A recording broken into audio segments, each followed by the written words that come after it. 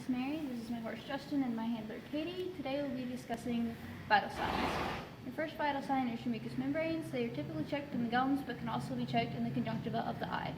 Normal is your nice rosy pink color and they should be moist. White is anemic. Pale is shocky. If they are blue, they are lacking oxygen. If they are red, they either have a fever or infection. If they are yellow, it indicates liver problems. And if they are dry, it indicates dehydration. To check the mucous membranes, let your horse know, you just slide the side of his gum up. You can see he has a nice rosy pink color. Then gently set it back down. The next vital sign is your capillary refill, and this checks blood flow. To check it, like with the mucous membranes, you lift the edge of the lip up. Gently press on the gums. The area should pale out, and you should count 1 to 2 seconds for the area to return to normal. Okay. The next vital sign is your pulse. You typically check it with the maxillary artery under the jaw. You can also check it with the radial artery behind the knee or the digital artery below the fetlock. The digital pulse behind the fetlock is typically not felt unless there's a problem in the foot, and then it is a bounding pulse. And for the pulse, normal is 32 to 44 beats per minute. If it is higher than that, they could be excited, scared, or have just gotten done with exercise. If it is lower, they could have been standing in their stall all day. To check the pulse, I will have my handler start a timer for 15 seconds. I will count the beats for 15 seconds, and then multiply that by 4 to get how many beats per minute. Find it, and put my fingers under his jaw and feel for the artery, and then have my handler start the timer. Okay.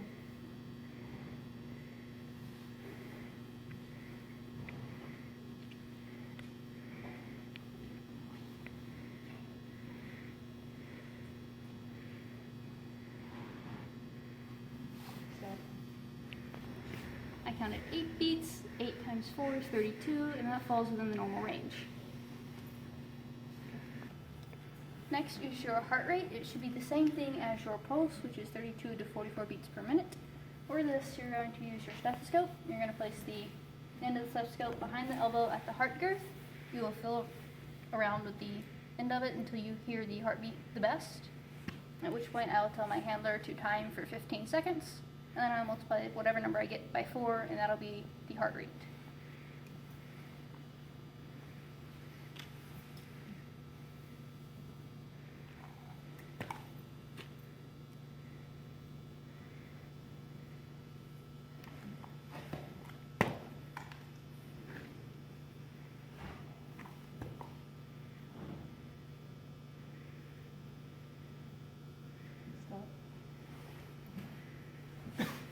I counted to 8 times 4 is 32, which is the same thing as I got for the pulse and still falls within the normal range.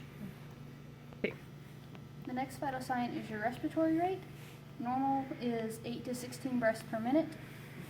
For it to be elevated, the horse could be frightened or have just gotten done with exercise or excited. For it to be lower, the horse could be standing in the stall all day. To check the respiratory rate, you will watch the horse's flank as the horse inhales and exhales. For this, I will again have my handler time for 15 seconds, and I will take whatever number I get, multiply it by 4, and that'll be the respiratory rate.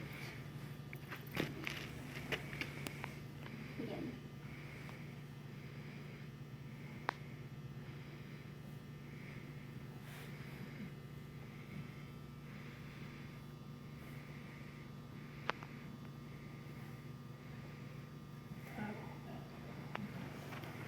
I've got 4, and 4 times 4 is 16, which falls within the normal range. Next is your skin pinch. This tests hydration. To test this, you'll come up to the neck, and gently grab a piece of skin, pull up, and it should snap back within 1 to 2 seconds. If not, your horse is either dehydrated or old. Older horse's skin is not as elastic anymore as a younger horse, so it'll have cause to stay tinted. The next vital sign is your gut sounds, and to check your gut sounds, you will check all 4 quadrants. There is an upper and lower on both sides. To do this, you can either use your ear or your stethoscope. I'm going to let my horse know that I'm here. I'm going to gently lay my ear on his side and listen to all 4 quadrants. Again, I'm going to let him know I'm coming behind him.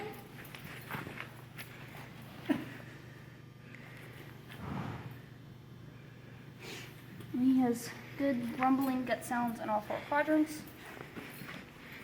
Abnormal is either no gut sounds or rushing gut sounds. Both of those would indicate colic.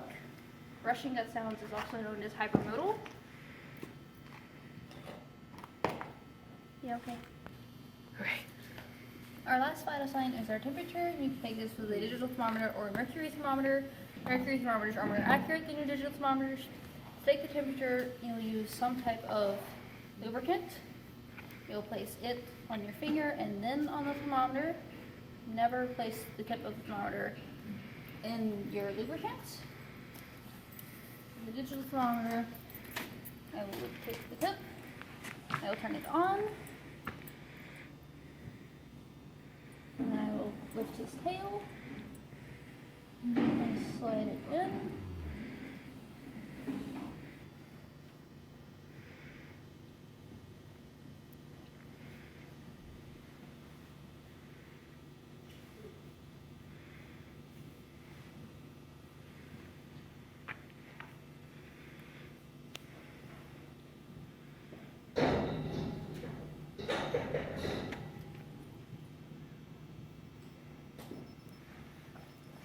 You're reading at 99.8, which falls in the normal range of 99.5 to 101.5.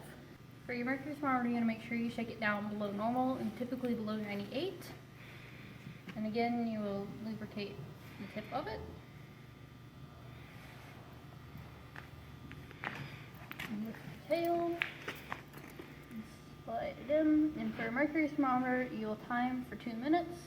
So you can either hold the thermometer, or you can take your clip and clip it to the tail and have your handler time for 2 minutes, at which point you will take it out. Without holding the tip, you will tilt until you see the mercury and read what the temperature is.